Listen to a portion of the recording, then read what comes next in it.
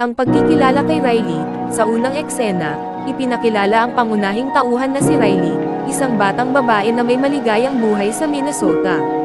Nagpapakilala rin ang mga emosyon na si joy, sadness, disgust, anger, at fear. Ang pamilya ni Riley ay naglipat sa San Francisco. Sa eksenang ito, makikita ang mga reaksyon ng mga emosyon ni Riley sa paglipat. Pinakilala ang konsepto ng Memory Islands, kung saan ang mga masasayang alaala ni Riley ay nakakalakip sa iba't ibang tema tulad ng pamilya, kaibigan, at hobby.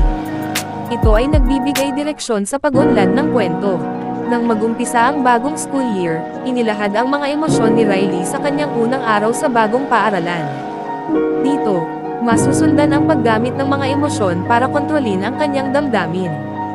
Sa kalagitnaan ng pelikula, ang Memory Islands ay nasira, at ang mga emosyon na si joy at sadness ay nawawala sa command center. Ito ang nagudyok ng paglalakbay ng dalawang emosyon sa loob ng utak ni Riley.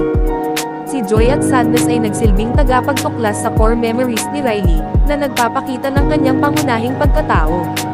Sa pagtuklas na ito, natutunan ni Riley ang halaga ng pagtanggap sa mga emosyon, kasama na ang kalungkutan. Sa kanilang paglalakbay, nakilala nila si Bing Bong, isang imahinasyonaryong kaibigan ni Riley mula noong siya ay mas bata pa. Kasama si Bing Bong, tumulong sila sa pagpunta sa lugar ng mga core memories. Sa huli, na-restore ang core memories ni Riley, at natulungan ito sa pag-ayos ng kanyang relasyon sa pamilya.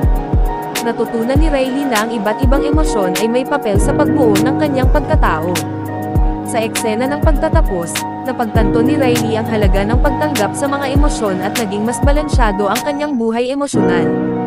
Ito ay ilan lamang sa mga eksena sa Inside Out. Ang buong pelikula ay nagpapakita ng paglalakbay ni Riley at ng kanyang mga emosyon sa pag-unawa sa kanyang sarili at pagtanggap sa mga emosyon na nagpaparamdam sa kanya.